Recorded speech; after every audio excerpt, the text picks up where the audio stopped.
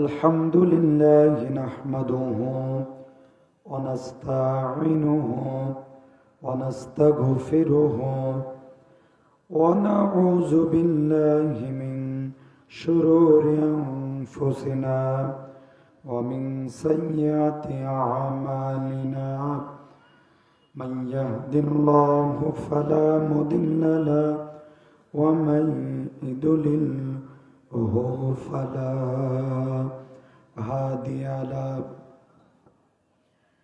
وأشهد أن سيدنا وسندنا وحبيبنا وطبيبنا وطبيب أرواحنا ومولانا محمدا عبده ورسوله الذي أرسله بالحق بشيرا ونذيرا وداعيا إلى الله بإذنه وسراجا وقمرا منيرا فقد قال الله تعالى في كلامه المجيد والفرقانه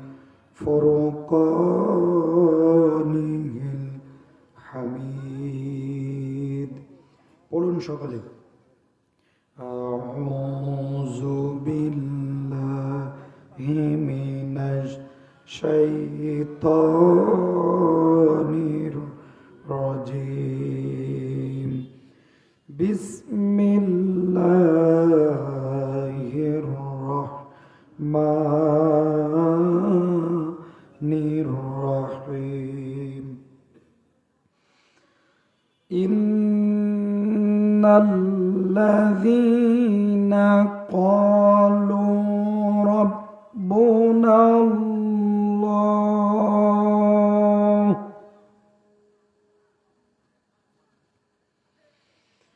إن الذين قالوا ربنا الله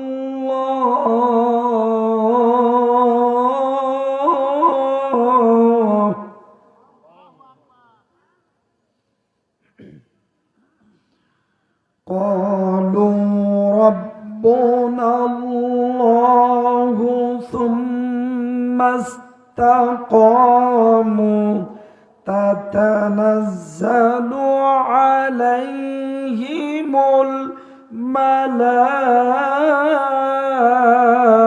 الملائكة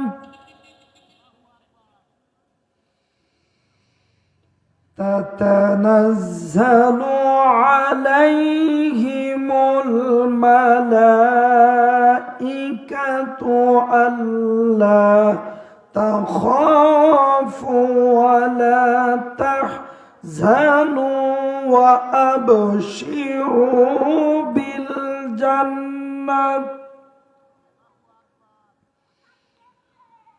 وأبشروا بالجنة التي كنتم توعدون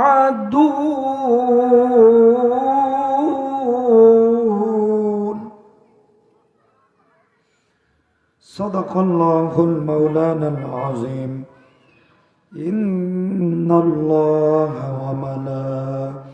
وملائكته يصلون على النبي يا أيها الذين آمنوا صلوا عليه وسلموا تسليما اللهم صل على محمد وعلى آل محمد كما صليت على إبراهيم وعلى آل إبراهيم إنك حميد مجيد اللهم بارك على محمد وعلى آل محمد كما باركت على إبراهيم وعلى آل إبراهيم إنك حميد مجيد ذكر قرن لا إله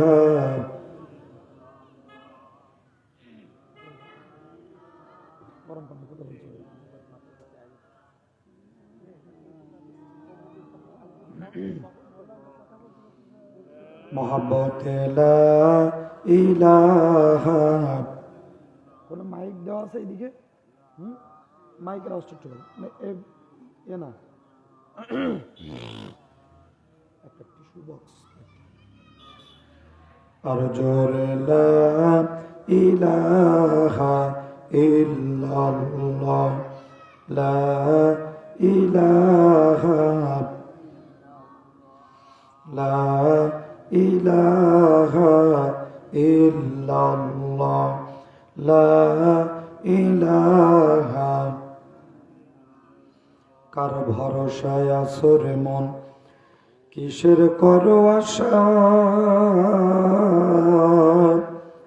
এত সাদের আশা তোমার একদিন ভেঙ্গে যাবে বাসা কার ভরসায় আছো রে মন কিসের করো আশা এত সাদের আশা তোমার একদিন ভেঙ্গে যাবে বাসা তোমার গলা দিন ফুরাইয়া যাবে যৌবনে লাগবে ভাটি ও তোমার গলা দিন ফুরাইয়া যাবে যৌবনে লাগবে ভাটি ওই যে দেখো ডাকিতেছে তোমায় কবরের মাটি ঠিক কিনা ওই যে দেখো ডাকিতেছে তোমায় কবরের মাটি সন্ধ্যার আগে যেদিন ডুববে রে বেলা এক নিমিষেই বন্ধ হবে তোমার রঙের এই মেলা সন্ধ্যার আগে যেদিন ডুববে রে বেলা এক নিমিষেই বন্ধ হবে তোমার রঙের এই মেলা কার দিবা জোরে ধমক ও তুমি কার দিবা জোরে ধমক কার মাথায় ভাঙবা লাঠি ওই যে দেখো ডাকিতেছে তোমায় কবরের মাটি লা ইলাহা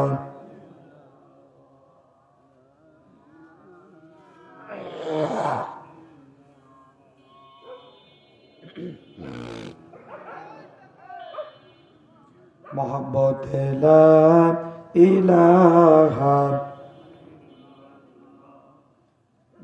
बेस्ट कमाई दिन একটু টাউন বাড়বে সিগুন করে দিন আওয়াজটা লা ইলাহা আসিয়া খেলে প্রেমের খেলা ফেরাউন দেয় তারে কত না জ্বালা আসিয়া খেলে প্রেমের খেলা ফেরাউন দেয় তারে কত না জ্বালা আমার আল্লাহ বলেন ও হে আসিয়া আল্লাহ বলেন ও হে আসিয়া খুলে দেব আমি তোর জান্নাতের তালা লা ইলাহা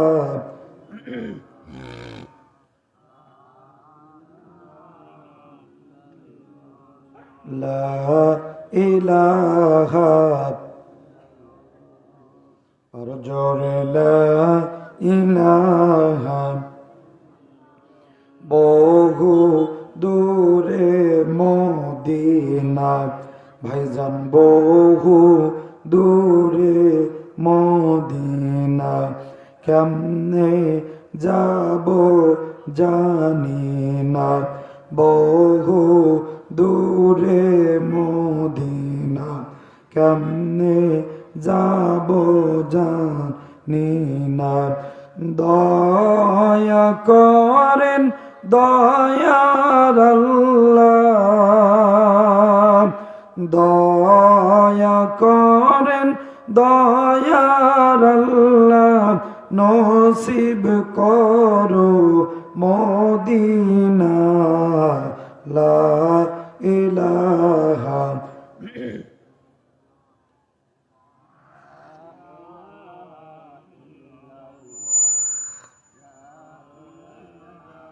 আর জোরে লা ইলাহা।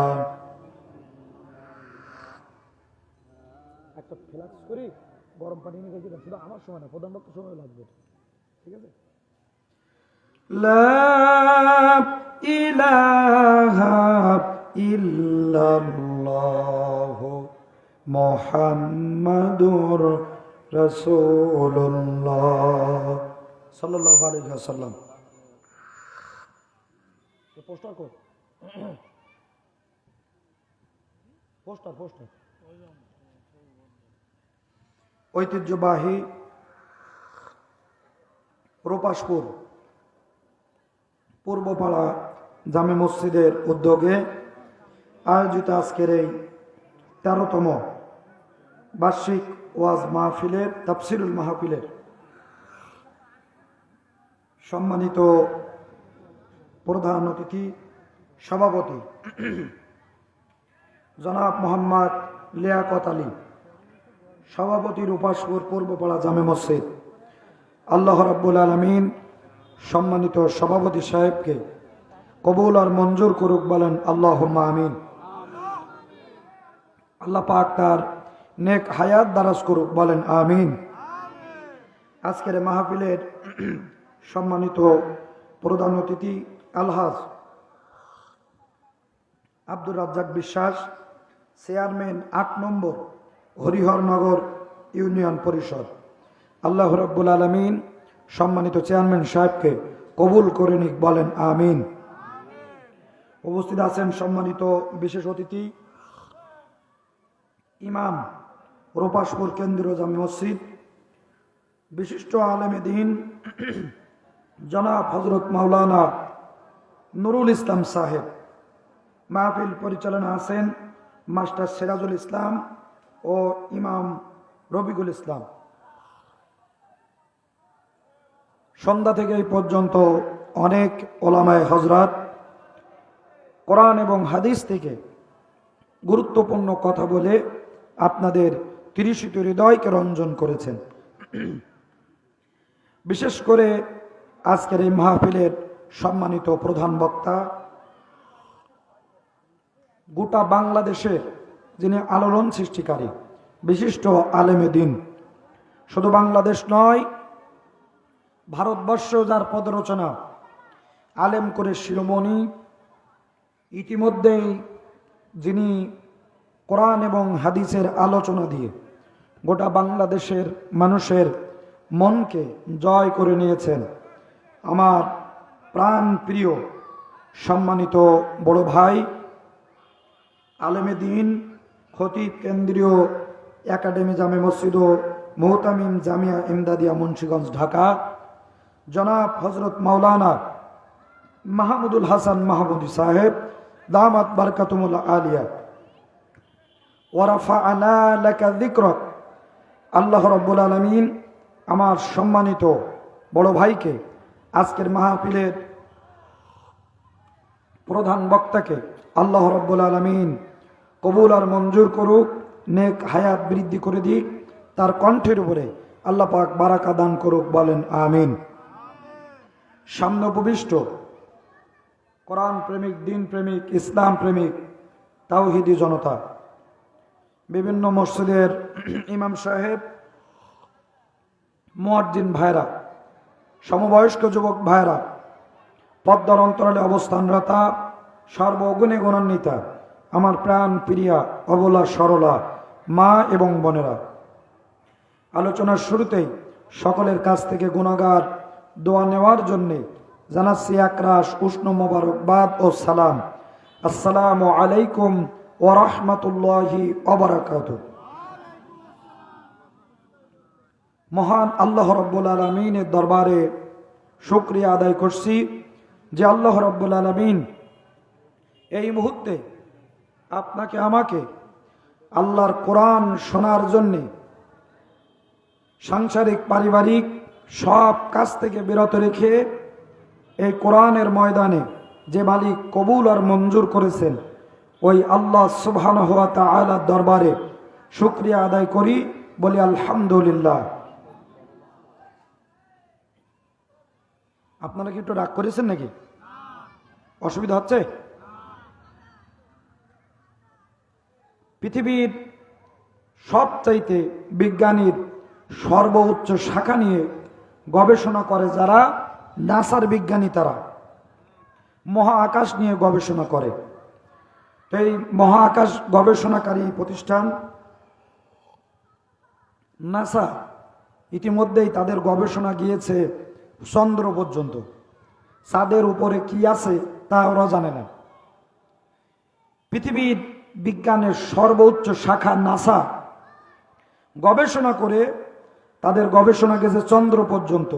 কিন্তু আল্লাহর কোনো বান্দা আল্লাহর জমিনে বসে যখন একবার আল্লাহর শুকরিয়া জ্ঞাপন করে, আলহামদুলিল্লাহ বলে, বান্দার এই শুকরিয়া তানের আওয়াজটুকু এই জমিন থেকে উঠে সপ্ত আসমান মারিয়ে আল্লাহর আরশে আজিমে যে ধাক্কা মেরে দিয়ে দেয়।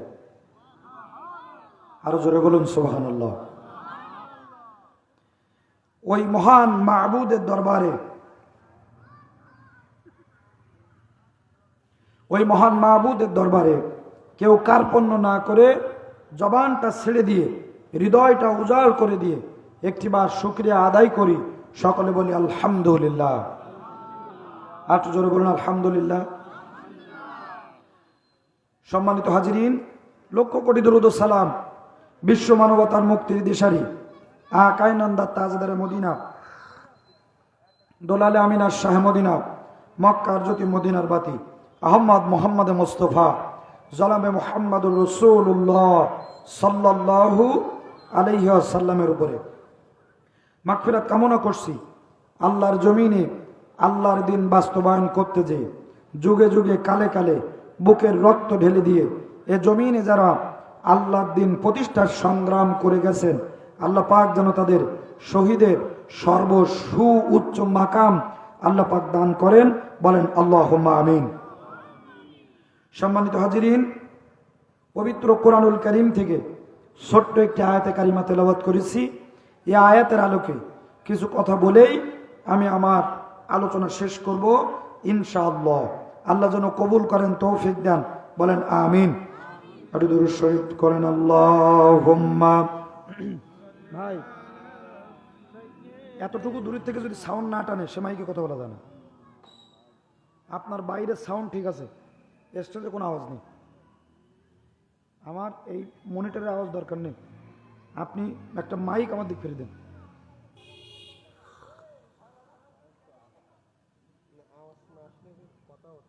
আপনার এই মনিটরের আওয়াজ বন্ধ করে দেন, এখানে কোনো আওয়াজ নেই। আওয়াজ ভোকাল টেনে নিচ্ছে। মাইকের দিক দেওয়া নেই না, তাহলে বক্স ফ্রি দেন। দুরূদ শরীফ আল্লাহুম্মা সাল্লি আলা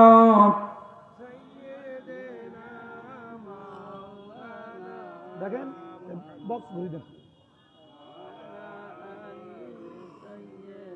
প্রত্যেক জায়গায় একই সমস্যা। আল্লাহুম্মা সাল্লি আলা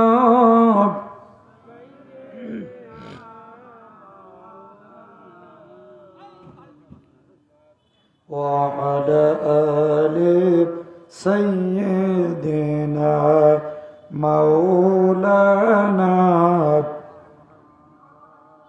আলহামদুলিল্লাহ। সম্মানিত হাজিরিন, আসুন, সময় আমার অল্প, কথা লম্বা না করে ডাইরেক্ট আলোচনায় চলে যাই। যে আয়াত থেকে তেলাওয়াত করেছি, আল্লাহ রাব্বুল আলামিন অত্যন্ত গুরুত্বপূর্ণ কিছু তথ্য আল্লাহ পাক এই আয়াতে কারিমার ভিতরে দিয়েছেন। রব্বুল আলামিন ডাক দিয়ে বলেন, আল্লাহ রাব্বুল আলামিন ডাক দিয়ে বলেন, ইন্নাল্লাযিনা, ইন্না মানে নিশ্চয়, আল্লাযিনা মানে যে বা যাহারা, ক্বালু বলে, তারা বলে, রব্বুনাল্লাহ, আমাদের রবকে।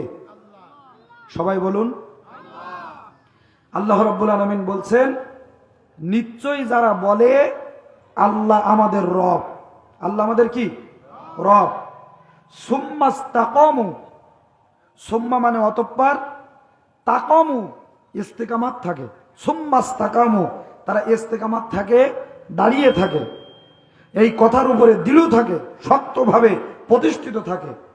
তাতানাজ্জালু আলাইহিমুল মালাইকা, আল্লাহ পাক বলছেন আমি তাদের উপরে ফেরেশতা নাজিল করব। আর একটু আস্তে বলুন সুবহানাল্লাহ। যারা বলে, নিশ্চয়ই যারা বলে আল্লাহ আমাদের রব, এই আল্লাহকে রব মেনে যারা এই কথার উপরে ইস্তেকামাত থাকবে, প্রতিষ্ঠিত থাকবে, আল্লাহ পাক তাদের উপরে কি নাজিল করবেন? আর জোরে বলুন, ফেরেশতা নাজিল করবেন। আল্লাহ তাখাফু, তাদের জন্য কোনো ভয় থাকবে না, ওয়ালা ওয়ালা তাহজানু, কোনো চিন্তাও থাকবে না, ওয়াবশিরু বিল জান্নাহ, আমি আল্লাহ পাক তাদের জন্য জান্নাতের পরশ বিছিয়ে দেব। সুবহানাল্লাহ বলুন। আমার ভাইরা, আমার বন্ধুরা, এই আয়াতের উপরে সংক্ষিপ্ত পরিসরে কিছু কথা হবে, আল্লাহ যেন বলা তৌফিক দান, বলেন আমিন। বন্ধুগণ, আমার ভাইরা, এবার আসুন আয়াতের সংক্ষিপ্ত বঙ্গ অনুবাদ আমরা শুনলাম। এবার আসুন, আল্লাহ বলছেন নিশ্চয়ই যারা বলে আল্লাহ আমাদের রব, আল্লাহ আমাদের কি রব, এই কথা যারা বলে এবং এই কথার উপরে যারা ইস্তেকামাত থাকে, তাহলে আমরা বলছি আল্লাহ আমাদের রব, আল্লাহকে, ওই রবকে একটু চেনার দরকার আছে না নেই? একটু জোরে বলুন, আছে। আসুন আমরা চিনে নেই যে এই রব কে, রব কে, তাকে আমরা তার সাথে পরিচয় হয়ে নেই। বন্ধুগণ, আমার ভাইরা, রব শব্দের শাব্দিক অর্থ হলো পালনকর্তা। রব মানে কি? পালনকর্তা। রব শব্দের অর্থ হলো লালনকর্তা, পালনকর্তা, যিনি প্রতিপালন করেন, এটার শাব্দিক, রবের শাব্দিক অর্থ। বন্ধুগণ, আমার ভাইরা, পরিবারের যিনি কর্তা, যেমন আমাদের আব্বা, আমাদের সাংসারিক পড়াশোনা, আমাদের সমস্ত দিকের ভার ভরণ পোষণের দায়িত্ব আমাদের আব্বার উপরে। আব্বা হলেন আমাদের পরিবারের রব। আব্বা আমাদের, বোঝানোর জন্য বলছি আর কি, আব্বা আমাদের পরিবারের রব। কেন? সংসারের সমস্ত দায় দায়িত্ব কার উপরে থাকে? আব্বার উপরে থাকে। আমার ভাইরা, ঠিক তেমনি একটা ইউনিয়ন পরিষদের রব হলেন চেয়ারম্যান সাহেব, কারণ ওই ইউনিয়নের সব দায়িত্ব, ভালো মন্দ বিচার আচার সব দেখার দায়িত্ব কার? চেয়ারম্যান সাহেবের। একটা নির্বাচনী আসনের রব হলেন এমপি সাহেব, কারণ ওই নির্বাচনী আসনের সব দায় দায়িত্ব তার উপরে থাকে। শুধু বোঝানোর জন্য বলছি কিন্তু আমার ভাইরা, ঠিক তেমনি এই পৃথিবীতে অসংখ্য মাকলুকাত, কেউ কেউ বলেছেন 18,000, কিন্তু সহি কথা হলো কেউ তো আর গুনে দেখেনি যে আসলে 18,000 নাকি 19,000, কেউ গুনি দেখছে? সহি কথা হলো অসংখ্য মাকলুকাত। এই অসংখ্য মাকলুকাতের যিনি প্রতিপালন করেন, দেখাশোনা করেন, খোদায় খাদ্যের ব্যবস্থা করেন, দুঃখের অবসান ঘটান, তিনি হলেন আমাদের রব। তার নাম কি? আর একটু জোরে বলতে হবে, তার নাম কি? তার নাম হলেন আল্লাহ। আটলান্টিক মহাসাগরের নিচে, আটলান্টিক মহাসাগরের নিচে যদি ছোট্ট একটা প্রাণী মাছ না খেয়ে থাকে, সে সংবাদ আমার আল্লাহর কাছে আসে না নেই? একটু জোরে বলুন, আসে না নেই? আমার ভাইরা, কিন্তু ওই সমুদ্রের, ওই গহীন আটলান্টিক প্রশান্ত মহাসাগরের নিচে যেই মাছটা না খেয়ে আছে, সেই সংবাদ কি আমরা রাখি? রাখি না। কিন্তু আল্লাহর কাছে সেই সংবাদ আছে। বন্ধুগণ, আমার ভাইরা, তিনি হলেন রব। এবার আসুন, এই রব আমরা কোথা থেকে পেলাম? রবের শাব্দিকত্ব পরিচয় আমরা জানলাম। এবার আসুন পারিভাষিক সংজ্ঞা। আল্লাহ রাব্বুল আলামিন এই পৃথিবীতে শুরু থেকে আদম আলাইহিস সালাতু ওয়াস সালাম থেকে আর কিয়ামত পর্যন্ত যত রুহু এই জমিনে আসবে সমস্ত রুহু আল্লাহ পাক একদিনই সৃষ্টি করেছেন। সুবহানাল্লাহ বলুন। এখান থেকে 10 বছর আগে 50 বছর আগে আপনার যে দাদা মারা গেছে, আর আজকের আপনার ঘরে যেই পোতা ছেলে আসছে, আপনার দাদা আর আপনার পোতা ছেলে আজকে যেই পোতা ছেলে আসলো, ওই দাদার রুহু আর এই পোতা ছেলের রুহু একদিনে আল্লাহ পাক সৃষ্টি করেছেন। এবং কিয়ামতের আগে যত রুহু, যত মানুষ এই জমিনে আসবেন আর যত মানুষ এসেছিল, সব রুহুগুলো আল্লাহ পাক একদিনে সৃষ্টি করেছেন। সুবহানাল্লাহ বলুন। আমরা সবাই ছিলাম আলমে আরওয়াহ, রুহের জগতে। এখন আল্লাহ রাব্বুল আলামিন আজকের যেমন আপনারা মাহফিলের আয়োজন করেছেন, এলাকার সব মানুষ আস্তে আস্তে মাহফিলে আসবে কি আসবে না? সবাই আসবে, একত্রিত হবে এক জায়গায়। এখন আমি বয়ান দিচ্ছি, আপনারা শুনছেন। ঠিক তেমনি আল্লাহ রাব্বুল আলামিন আরশে আজিমে এমন একটি বয়ানের ব্যবস্থা করেছিলেন রুহুর জগতে। কিসের জগতে? রুহের জগতে। সমস্ত রুহগুলোকে একত্রিত করে আল্লাহ রাব্বুল আলামিন একটা মাহফিলের ব্যবস্থা করেছেন। মাহফিলের ব্যবস্থা করে আল্লাহ পাক জিজ্ঞাসা করলেন, আলাস্তু বিরব্বিকুম, আলাস্তু বিরব্বিকুম। বলেন এই শব্দের ভিতরে একটা পরিচিত শব্দ আছে, বলেন তো সেই শব্দটা কি? জোরে বলেন, রব। সুবহানাল্লাহ বলুন। আলাস্তু বিরব্বিকুম, ওহে রুহের জগতের আমার সমস্ত রুহরা, বলো তো আমি আল্লাহ কি তোমাদের রব নই? সেদিন ওই রুহের জগতে যত রুহু ছিল, আদম নবী থেকে আর কিয়ামতের আগ পর্যন্ত যারা আসবে, সবাই এক বাক্যে বলেছিল ক্বালু বালা। সুবহানাল্লাহ বলুন। সেদিন আমরা সবাই বলেছিলাম, হ্যাঁ রব্বুল আলামিন আপনি আমাদের রব। সুবহানাল্লাহ বলেন। তাহলে আমরা রুহের জগতে রব মানলাম কাকে? আরেকটু জোরে, আল্লাহকে। মুসলমান দিনী ভাইরা আমার, রুহের জগতে আল্লাহ রব্বুল আলামিন তামাম রুহগুলো একত্রিত করার পরে আল্লাহ পাক জিজ্ঞাসা করলেন, ও হে রুহের জগতের রুহরা, আমার তৈরি করা রুহরা, আলাস্তু বিরব্বিকুম, আমি আল্লাহ কি তোমাদের রব নই? আমরা সবাই বলেছিলাম ক্বালু বালা, হ্যাঁ রব্বুল আলামিন আপনি আমাদের রব। এখানে রব শব্দ আছে না নাই? বন্ধুগণ আমার, ভাইয়ারা, এবার আল্লাহ রাব্বুল আলামিন ওই রুহের জগৎ থেকে আপনাকে আমাকে পাঠালেন মাতৃগর্ভে। মাতৃগর্ভের থেকে, আমলে বুতুন থেকে আল্লাহ রাব্বুল আলামিন এবার পাঠালেন এই দুনিয়ার জগতে। এই দুনিয়ার জগতে এসে আল্লাহ পাকের 1 নাম্বার বিধান হলো, 1 নাম্বার আদেশ হলো নামাজ আদায় করা। কি আদায় করা? নামাজ আদায় করা। প্রত্যেকটা নরনারীর জন্য আল্লাহ পাক এই নামাজ আদায় করা ফরজ করে দিয়েছেন। জোরে কোন সুবহানাল্লাহ। আল্লাহ রাব্বুল আলামিন এই নামাজে আপনি আমি যখন দাঁড়ালাম, সর্বপ্রথমে আল্লাহু আকবার বলে নামাজে যখন দাঁড়ালাম, দাঁড়ানোর পরে যখন তিলাওয়াত শুরু করলাম, আলহামদুলিল্লাহি রাব্বিল আলামিন আর রহমানির রহিম, বলেন তো প্রথম শব্দের ভিতরে আলহামদুলিল্লাহি রাব্বিল আলামিন রব শব্দ আছে না নেই? আরো জোরে, আলহামদুলিল্লাহি রাব্বিল আলামিন রব শব্দ এখানে আছে। তাহলে রুহের জগৎ থেকে আসলাম দুনিয়ায়, দুনিয়ায় আসার পরে পরিচিত হলাম আমার রবের সাথে। রব পাইলাম কি পাইলাম না? জোরে বলেন, রব পেলাম। এবার নামাজ শেষ করার পরে, নামাজ সমাপ্ত করার পরে দুখানা হাত তুলে দোয়া করি, রব্বানা যালামনা আনফুসানা ওয়া ইন লাম তাগফির লানা। রব আছে না নেই? রব্বানা ফাগফির লানা যুনুবানা ওয়া কাফির আন্না। রব আছে না নেই? বন্ধুগণ আমার, ভাইয়ারা, জীবনের পরন্ত বেলায়, জীবনের শেষ মুহূর্তে, জীবনের শেষ মুহূর্তে আমার ভাইয়ারা যখন নামাজ শেষ হলো, এ দুনিয়ার জিন্দেগি শেষ হয়ে গেল। এবার আপনাকে আমাকে রেখে আসবে 3.5 হাত কবরে। এই দীর্ঘ জিন্দেগি শেষ হওয়ার পরে রেখে আসবে আপনাকে আমাকে কবরে। কবরে যাওয়ার পরে সর্বপ্রথমে 2 জন ফেরেশতা আসবে, মুনকার আর নাকির। কারা? মুনকার নাকির, দুইজন ফেরেশতা আসবে। এই দুইজন ফেরেশতা আসার পরে সর্বপ্রথম আপনার আমার কাছে তিনটা প্রশ্ন করবে। নবী বলেন, এই কবরের জিন্দেগিতে, এই আমলে বরজাকে যারা তিনটা প্রশ্নের জবাব দিতে পারবে, বাকি হাসরের ময়দানে তাদের জন্য সহজ হবে। আর যারা এই কবর নামক মঞ্জিলে ধরা খেয়ে যাবে, বাকি মঞ্জিলগুলো তাদের জন্য কঠিন হবে। জোরে বলুন নাউজুবিল্লাহ। দুইজন ফেরেশতা আসার পরে সর্বপ্রথমে আপনার আমার কাছে যে প্রশ্নটা করবেন, মান রব্বুকা, কি মান রব্বুকা, তোমার রবকে।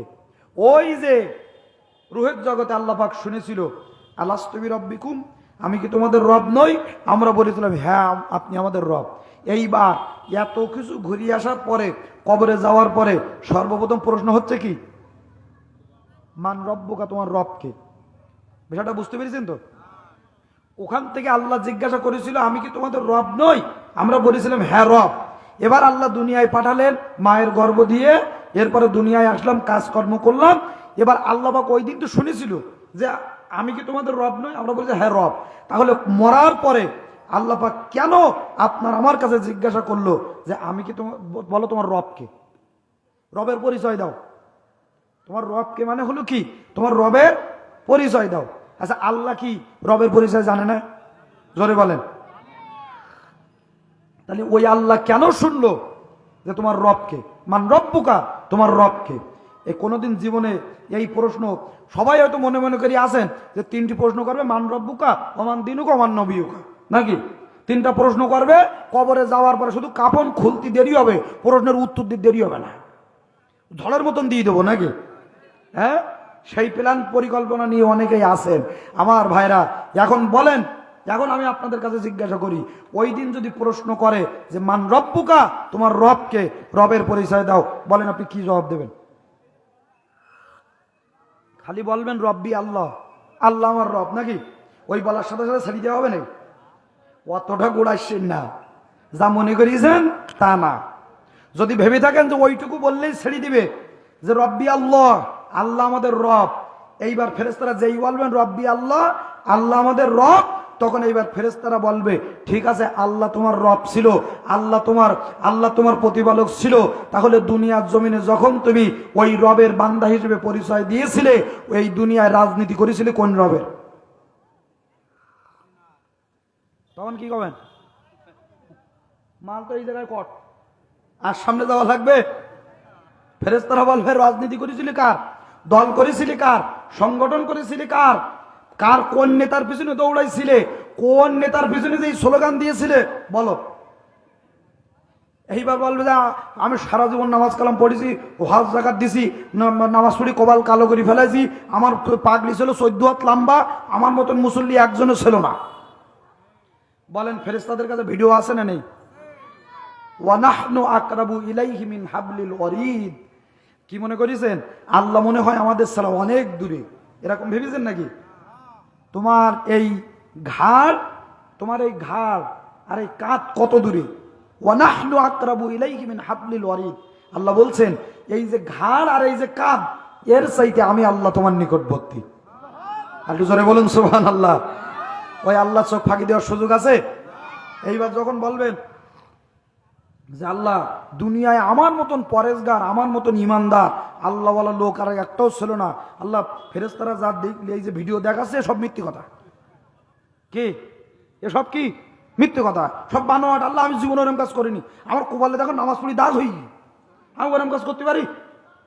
আল্লাহ রাব্বুল আলামিন সূরা ইয়াসিনের ভিতরে আল্লাহ পাক ডাক দিয়ে বলতেছেন, আল ইয়াউমা নাখতিমু আলা আফওয়াহিহিম ওয়া তুকাল্লিমুনা আইদিহিম ওয়া তাশহাদু আরজুলুহুম বিমা কানু ইয়াকসিবুন। আল্লাহ রাব্বুল আলামিন সূরা ইয়াসিনের ভিতরে আমার আল্লাহ ডাক দিয়ে বলেন, ওই দুনিয়ার মানুষেরা ওই দিন বলবে, আল্লাহ দুনিয়ার জমিনে আমার মতো পরহেজগার, আমার মতো দিনদার, আমার মতো আল্লাহওয়ালা, রব্বুল আলামিন আমার মতো নামাজি, সাস আওয়াবিন ইশরাক নফল, এমন কোন নামাজ ছিল না যেটা আমি পড়তাম না, দৈনিক 1000 বার তাসবিহ গুনতাম। আল্লাহ তোমার ফেরেশতারা সব ভুল লিখে রেখেছে। আল্লাহ আমি জীবনে জেনা করিনি, আল্লাহ জীবনে আমি কোনো গানের মঞ্চে যাইনি, আল্লাহ আমি জীবনে কোনো কনসার্টে যাইনি, যাত্রাপালায় যাইনি, আল্লাহ আমি জীবনে কোনোদিন কোনো পুতুল নাচের আসরে যাইনি। তোমার ফেরেশতারা সব ভুল লিখে রেখেছে। আল্লাহ রাব্বুল আলামিন আল ইয়াউমা নাখতিমু আলা আফওয়াহিহিম, আল্লাহ রাব্বুল আলামিন ওই মুহূর্তে ওই বান্দার মুখের ভিতরে মোহর মেরে দেবেন, বান্দার মুখটা আল্লাহ পাক সিল করে দিবেন, সিলগালা করে দিবেন। সিলগালা করে দেওয়ার পরে আল্লাহ পাক আপনার হাতের জবান খুলে দেবে, আপনার চোখের জবান খুলে দেবে, পায়ের জবান খুলে দেবে। এমন যেমন আমি আপনাদের সামনে কথা বলছি, এই জবান দিয়ে কথা যেমন বের হচ্ছে, এই হাতের জবান খুলে যাবে, হাত কথা বলতে থাকবে, পায়ের জবান খুলে যাবে, পা কথা বলতে থাকবে। ওই দিন হাত সাক্ষ্য দেবে, আল্লাহ তোমার বান্দা যে কথা বলেছে ওটা মিথ্যা কথা, আমি হাত সাক্ষী দিচ্ছি। 3 বছর 4 বছর এই হাত দিয়ে জনগণের অধিকার রাতের বেলা, দিনের ভোট রাতের বেলা চুরি করে নিয়েছিল। আল্লাহ আমি নিজে দেখেছি, শুধু ভোট দিতে পারতো একটা, কিন্তু ভোট মেরিয়েছে 150টা। কথা বলেন না কেন? আল্লাহ ও ভোট দিয়ে, ওর ভোট ও দেয়নি, ওর নিজের ভোট তো দেশে, সাথে সাথে আরো 150 জনের ভোট মেরিয়েছে। বানাই বললাম মনে? আল্লাহ যদি এই কথা বলে, হাত যদি এই কথা বলে, এবার পালাই যাবেন কোথায়? পালানোর জায়গা আছে? বন্ধুগণ আমার, ভাইরা, শুধু তাই না, এবার আপনার পা সাক্ষ্য দেবে আল্লাহ। শুধু তাই না, রাতের বেলায় এমন নেতার পিছনে গিয়েছিল যে নেতার চরিত্র ফুলের মতো পবিত্র, নামাজ পড়ে না 1 ওয়াক্ত, গাঁজা খায় 5 ওয়াক্ত। ওরকম নেতা আমাদের সমাজে নেই তো, হ্যাঁ? তখন পা সাক্ষী দেবে আল্লাহ ওই নেতারে নির্বাচন করার জন্য কত চেষ্টা করেছে, কত পরিশ্রম করেছে। যেই নেতার চরিত্র ঠিক নেই, যেই নেতা নির্বাচিত হওয়ার পরে ভোটের পরের দিন ওই নেতা বিশাল গানের আয়োজন করেছিল। এই হাজী সাহেবের ভোট পেয়ে, ওই মাওলানার ভোট পেয়ে, ওই হুজুরের ভোট পেয়ে, আল্লাহ ও যদি ভোট না দিত ও চেয়ারম্যান নির্বাচিত হতো না। ওই হাজী সাহেবের ভোট পেয়ে, মুসল্লি ইমামের ভোট পেয়ে চেয়ারম্যান নির্বাচিত হওয়ার পরে যত কনসার্টের আয়োজন, গানের আয়োজন করেছিল, ওই গানের আয়োজনে যত মেয়ে ধর্ষিত হয়েছিল, চরিত্র হারা হয়েছিল, তামাম গুনাহ আমরা তার আমলনামায় লিখে রেখেছি। কারণ ওই চেয়ারম্যান বানানোর পিছনে এই মাওলানা, এই হুজুরির ভোট একটা ছিল কি ছিল না? সেদিন আর কোনো পালানোর জায়গা আছে? কোথায় যাবেন পালিয়ে? হাত সাক্ষ্য দেবে, পা সাক্ষ্য দেবে, সব অঙ্গ প্রত্যঙ্গগুলো এক এক করে সাক্ষী দিতে থাকবে। ওই দিন আপনার আমার মতো অসহায় আর কেউ আছে? জোরে বলুন, নেই। মুসলমান দিনী ভাইরা আমার, কঠিন অবস্থা হয়ে যাবে, কঠিন পরিস্থিতি হয়ে যাবে, কেউ কারোর সহযোগিতা করবে না।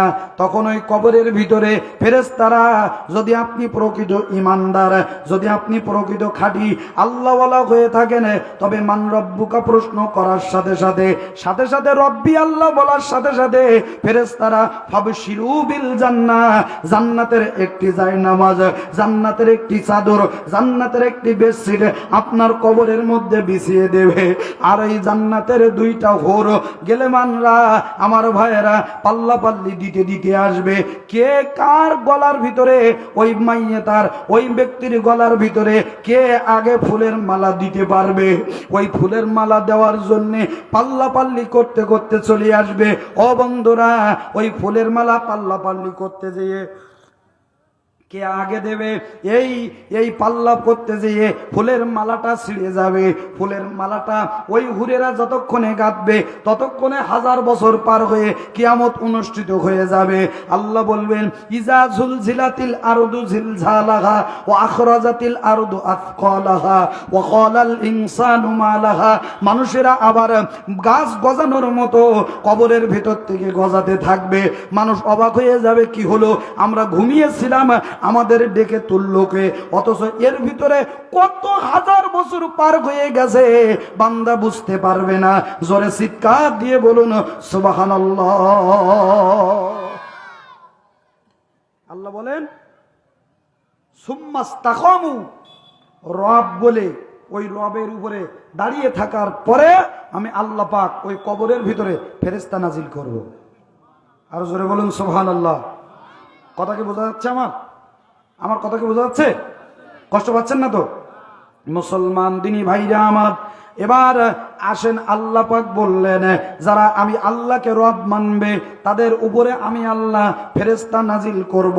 এই ফেরেশতা নাজিল হবে দুই জায়গায়। জোরে বলেন কয় জায়গায়? আরো জোরে। ফেরেশতা নাজিল হবে দুই জায়গায়। কোন সে দুই জায়গায়? আসেন এক এক করে জেনে নেই।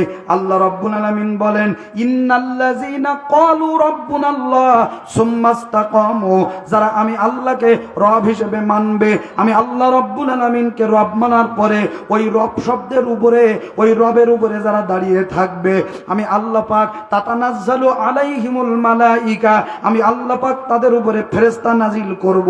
এই ফেরেশতা আল্লাহ পাক নাজিল করবেন দুই জায়গায়। আসেন কোন কোন জায়গায়? এক নাম্বার জায়গাটা একটু জেনে নেই। রাগ করতেছেন না তো আপনারা?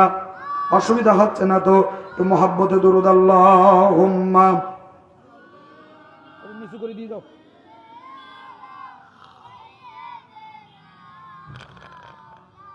মানে শোভা বসে যাচ্ছে তো, ওটা উঁচু হয়ে গিয়ে হবে না? দাঁড়াও,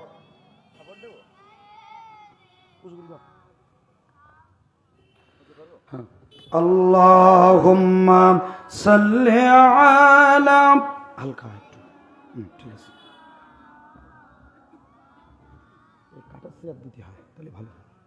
ওয়া আলা আলি সাইয়্যিদিনা মাওলানা,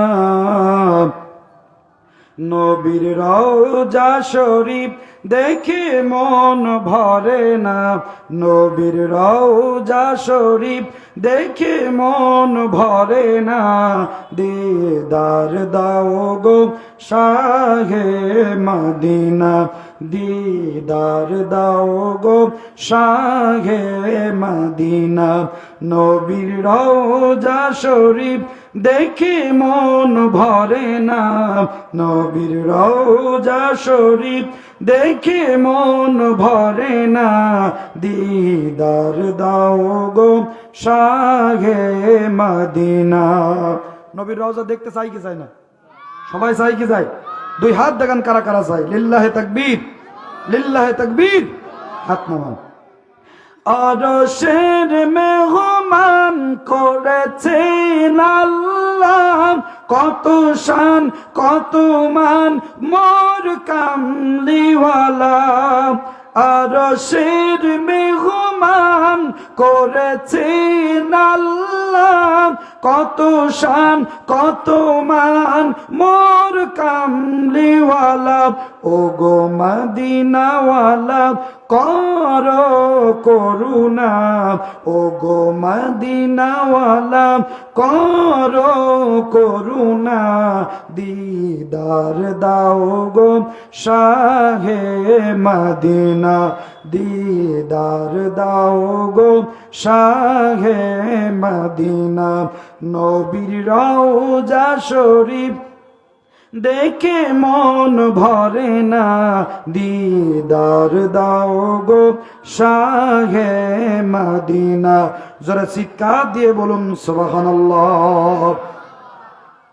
তাহলে ফেরেশতা নাজিল হবে কয় জায়গায়? জোরে বলুন কয় জায়গায়? দুই জায়গায়। কমিটির ভাইরা পেছনের ওই জটগুলো বেছে দেন, পেছনের জায়গা। আল্লাহকে রব মানলে, আল্লাহকে রব মানলে ফেরেশতা নাজিল হবে বললাম কয় জায়গায়? দুই জায়গায়। আমার ভাইরা, বন্ধুগণ, আমার ভাইরা খুব মনোযোগ দিয়ে শুনবেন। আসেন এবার এক নাম্বার জায়গা কোথায় আল্লাহ পাক ফেরেশতা নাজিল করবেন। ও বন্ধুরা, এক নাম্বার জায়গা হলো আল্লাহ পাক তাদের উপরে ফেরেশতা নাজিল করবেন যখন তারা, আল্লাহ রাব্বুল আলামিন বলেন আল্লাহু ওয়ালিউল্লাযীনা আমানু ইখরিজুহুম মিনাজ-যুলুমাতি ইলান-নূর।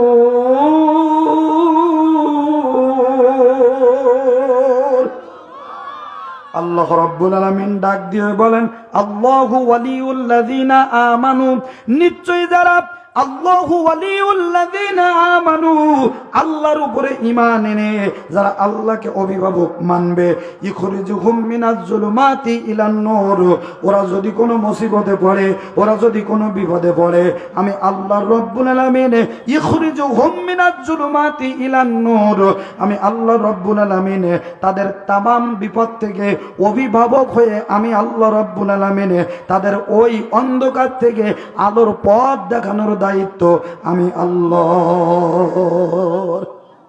সুবহানাল্লাহ, জোরে বললেন না? আমার ভাইরা, এক নাম্বার, বান্দা যখন বিপদে পড়বে, বান্দা কিসে পড়বে? বিপদে পড়বে। এখন বলেন, আপনার আমার জীবনে বিপদ নেই এমন মানুষ কি আছে? আছে যে হুজুর আমার জীবনে কোনো বিপদ নেই? কম বেশি সবার জীবনে বিপদ আছে না নেই? সবার জীবনে আসে, ছোট হোক বড় হোক, সবার জীবনে কম বেশি বিপদ আসে। কারণ বিপদ না আসলে, দুঃখ যদি না থাকতো, সুখের মূল্য মানুষ বুঝতো না। কি বলেন হুজুর? যদি দুঃখ না থাকতো, সুখ কি জিনিস মানুষ এটা বুঝতে পারত না। আর সুখ যদি না থাকতো, তাহলে দুঃখ যে কি জিনিস এটা মানুষ বুঝতে পারতো না। আমার ভাইরা, আল্লাহ বলছেন, এক নম্বরে ফেরেশতা নাজিল হবে তখন বান্দা বিপদে পড়বে যখন। আমার ভাইরা, কম বেশি আমাদের সবার জীবনে বিপদ আছে। আর ওই বিপদের মুহূর্তে যারা আল্লাহকে রব মানবে, আল্লাহকে রব হিসেবে ঘোষণা দেবে এবং বিপদে ধৈর্য ধারণ করে আল্লাহর উপরে বিশ্বাস স্থাপন করে তাওয়াক্কুল করে দাঁড়িয়ে থাকবে, আল্লাহ বলছেন ওই বিপদের মুহূর্তে আমি আল্লাহ পাক ফেরেশতা নাজিল করে আমার ওই বান্দা বান্দিকে সাহায্য করব। ও মাথাটা জোরে বলেন সুবহানাল্লাহ। কষ্ট হচ্ছে নাকি আপনাদের? আমার তো গলা বসা, তা মনে হচ্ছে আমার চেয়ে আপনি কি গলা বসা। একটু জোরে বলুন সুবহানাল্লাহ। সুবহানাল্লাহ বললে লস নেই। বুখারীর শেষ হাদিস, আলেম ওলামা হুজুর বসা আছে, বুখারীর শেষ হাদিস। আল্লাহ রসুল বলেন, আল্লাহর কোন বান্দা বান্দি শুধু জবান দিয়ে যদি বলে সুবহানাল্লাহ আলহামদুলিল্লাহ, সুবহানাল্লাহ, আরো জোরে, দুইটা বাক্য বলতে মনে হয় খুব কষ্ট হবে নাকি? কষ্ট হয়? সুবহানাল্লাহ আলহামদুলিল্লাহ। আল্লাহ রসুল বলেন, কাল কিয়ামতের মাঠে বান্দা যখন আর কোনো নেকি থাকবে না, একটা নেকির জন্য বান্দা জাহান্নামে যাবে। কয়টা নেকি? চিৎকার দিয়ে বলুন। একটা নেকির জন্য যখন বান্দা জাহান্নামে যাবে, আল্লাহ পাক ফেরেশতাদেরকে বলেন, এই ফেরেশতারা, আমার বান্দার আমলনামা আবার একটু রিভাইজ দিয়ে এসো। যদি কোথাও একবার সুবহানাল্লাহ একবার আলহামদুলিল্লাহ থাকে, ওইটা নিয়ে এসে বান্দার আমলনামায় আবার চাপিয়ে দাও। বাইনাস সামাওয়াতি ওয়াল আরদ, আল্লাহ রসুল বলেন, একবার সুবহানাল্লাহ একবার আলহামদুলিল্লাহ, আসমান এবং জমিনের মাঝখানে যত ফাঁকা জায়গা আছে তাম ফাঁকা জায়গা নেকি দিয়ে পূর্ণ করে দিয়ে দেয়। এই দুটো জিকির জবানে করা যাবে তো? বলেন, সুবহানাল্লাহ আলহামদুলিল্লাহ লা ইলাহা, জোরে,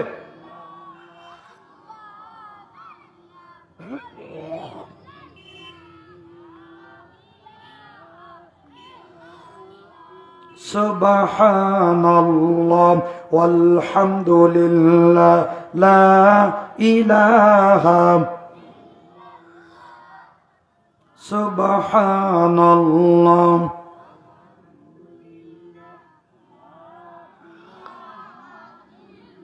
হাসবি রব্বি জাল্লাল্লাহ, বলুন, হাসবি রব্বি জাল্লাল্লাহ মা ফি কলবি গায়রুল্লাহ, নূর মুহাম্মদ সাল্লাল্লাহু আলাইহি,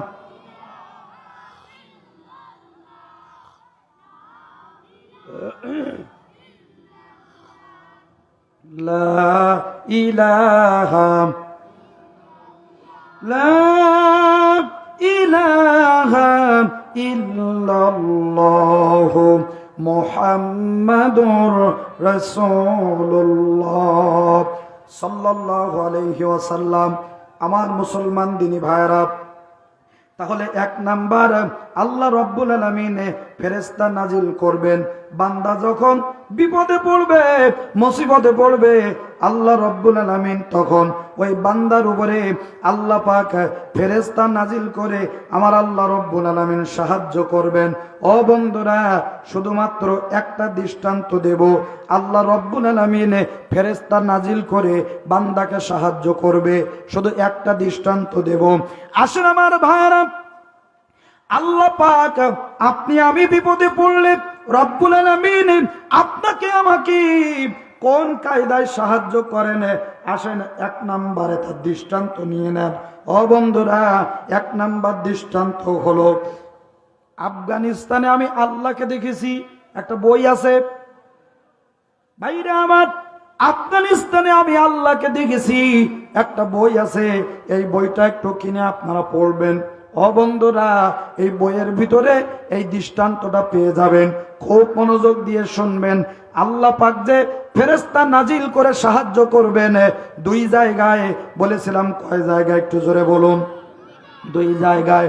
আসেন এক নাম্বার জায়গা বলতেছি, খুব মনে রাখবেন, ওয়াজ কিন্তু ভুললে হবে না।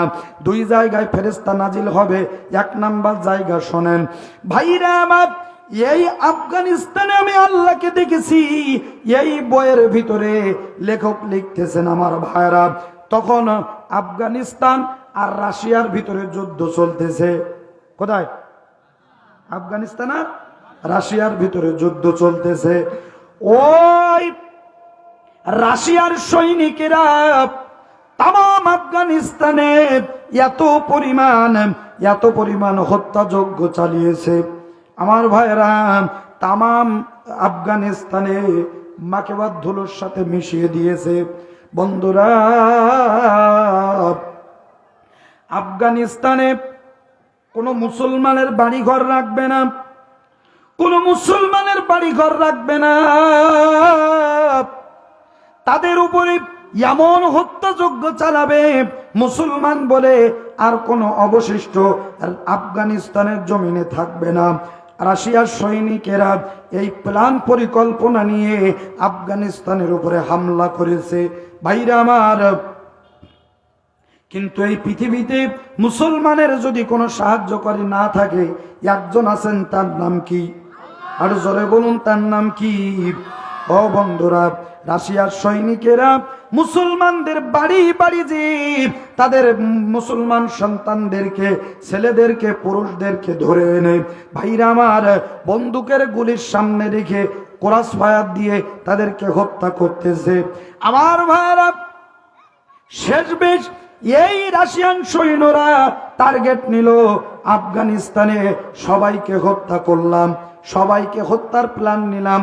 এখন হত্যা করতে হবে এই মুসলমানদের ইমানি পাওয়ার যেখানে তৈরি হয়, ইমানের পাওয়ার হাউস যেটা, যেখানে তাদের শক্ত ইমান তৈরি হয়, মজবুত ইমান তৈরি হয়, ওই জায়গায় আমাদের হামলা করতে হবে ভাইরা আমার।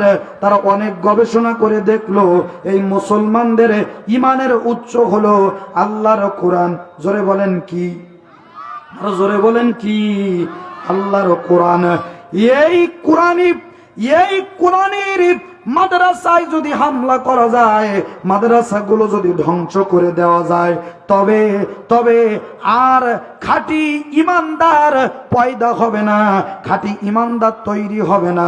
সুতরাং এই আফগানিস্তানের জমিনে যেন আর কোনো মাদ্রাসার তলাবে এলেম না থাকে, কোনো মাদ্রাসা যেন না থাকে, কোরআনের হাফেজ যেন না তৈরি হয়, এই প্ল্যান নিয়ে রাশিয়ান সৈনিকেরা আফগানিস্তানের তামাম মাদ্রাসাগুলো ধ্বংস করে দেওয়ার প্ল্যান নিয়েছে। জোরে কন নাউজুবিল্লাহ। কিন্তু আমার মুসলমান ভাইয়েরা একটি কথার সাক্ষ্য দেন, এই পৃথিবীতে যদি সব মাদ্রাসা ধ্বংস করে দেওয়া যায়, যদি সব কোরআন পুড়িয়ে দেওয়া যায়, তারপরে বলেন কোরআন থাকবে কি থাকবে না? আরো জোরে বলেন, থাকবে কি থাকবে না? কারণ এই মুহূর্তে দুনিয়ার সব কোরআন যদি আপনি পুড়িয়ে দেন, দুনিয়ার সমস্ত কাগজের কোরআন যদি আপনি পুড়িয়ে দেন, তারপরেও পৃথিবীতে যদি একজন হাফেজ বেঁচে থাকে, ওই একজন হাফেজ আবার কাগজের কোরআন তৈরি করতে পারবে কি পারবে না? পারবে কি পারবে না? কিন্তু ওই হাফেজের বুক চিরে যদি আপনি খুলে ফেলেন, বলেন তো ওর ভিতরে একটা হরফ আপনি পাবেন? একটা নুক্তা পাবেন? পাবেন না।